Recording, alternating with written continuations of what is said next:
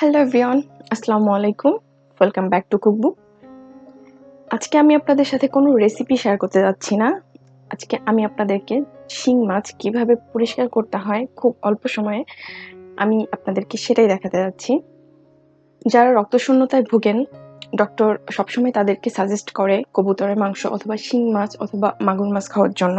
তো শিং মাছটা আসলে পরিষ্কার করা অনেকটা ঝামেলার, সেজন্য আমরা অনেকেই ইচ্ছা থাকা সত্ত্বেও খেতে চাই না।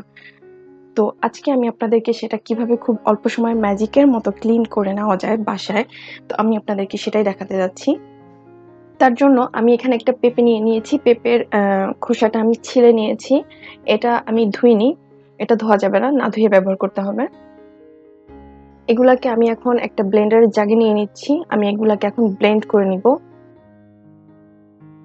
ব্লেন্ড করার সুবিধার্থে আমি একটু পানি অ্যাড করছি। পানিটা অ্যাড করবেন, আদারওয়াইজ এটা ঠিক মতো পেস্ট হবে না। খুব বেশি পানি অ্যাড করার প্রয়োজন নেই। যতটুকু দিলে এটা ব্লেন্ড করতে সুবিধা হবে ঠিক ততটুকুই অ্যাড করবেন। এখন আমি এটাকে ব্লেন্ড করে নিচ্ছি।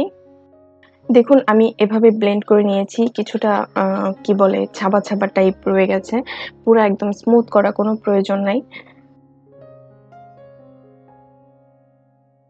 আমি আজকে প্রায় ১ কেজির মতো শিং মাছ পরিষ্কার করব। আমি ফার্স্টে অর্ধেকটার মতো নিয়ে নিয়েছি। আমি একবারে পুরাটা করব না। অর্ধেকটা করে নিচ্ছি আমি। তবে হ্যাঁ, আপনি যে পরিমাণই নেন না কেন, একটা পেঁপের ছিলকা দিয়েই আপনি ১ কেজি ২ কেজি পরিমাণ মাছ আপনি অনায়াসেই ক্লিন করে ফেলতে পারবেন।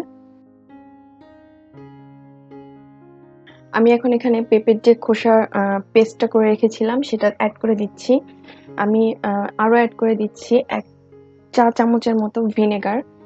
ভিনেগার মোটামুটি আমাদের সবার ঘরেই থাকে। এটা আমরা বিভিন্ন রান্নায় ব্যবহার করি। আবার বিভিন্ন ধরনের আচার বানানোর জন্য আমাদের এটা প্রয়োজন পড়ে। সো এটা অনেকটা অ্যাভেলেবল একটা প্রোডাক্ট। এখন একটু খেয়াল করে দেখুন আমি কিভাবে এটাকে পরিষ্কার করছি। মাছটা কিন্তু আমি বাজার থেকে কেটে এনেছিলাম। এর যে নাড়ি-ভুড়িটা আছে এটা অনেকটাই রয়ে গেছে। এগুলা আমি ওয়াশ করার সময় ফেলে দিব। কেউ চাইলে এই প্রসেসের আগে আপনি এটাকে ভালো করে কেটে ক্লিন করে নিতে পারেন। বাট আমি আসলে এটা পরে করতে চাচ্ছি। আগে আমি এর গায়ে যে আলগা ময়লাটা আছে, এই কালো, কালো যে প্রলেপটা এটা আমি আগে ক্লিন করব। দেন ওয়াশ করার সময় এক্সট্রা যে আর ময়লা থাকবে সেগুলো আমি ক্লিন করে নিব। এই প্রসেসটা আমি কতক্ষণ ধরে চালাচ্ছি সেটা আমি আপনাকে একটু পরে জানিয়ে দিব। দেখুন প্রায় ৪-৫ মিনিট ধরে কচলানোর পর কালার অনেকটাই হালকা হয়ে এসছে। গায়ের ময়লা অনেকটাই পরিষ্কার হয়ে আসছে।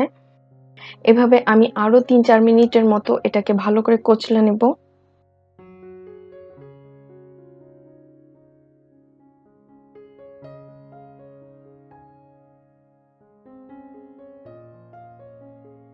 এই যে ময়লাটা দেখতে পাচ্ছেন কালো, কালো, এই ময়লাটাই কিন্তু সেই পেঁপের খোসা বাটাটা যেটা আমি ব্যবহার করছি। মাছের গায়ের ময়লাটা বের করে এটার রং কিন্তু এরকম হয়ে গেছে। আমি এটাকে আরো কিছুক্ষণের জন্য কচলে নিব। এই যে পেঁপের খোসা বাটাটা দেখছেন একদম কালো হয়ে গেছে। এটা আরো কালো হয়ে যাবে।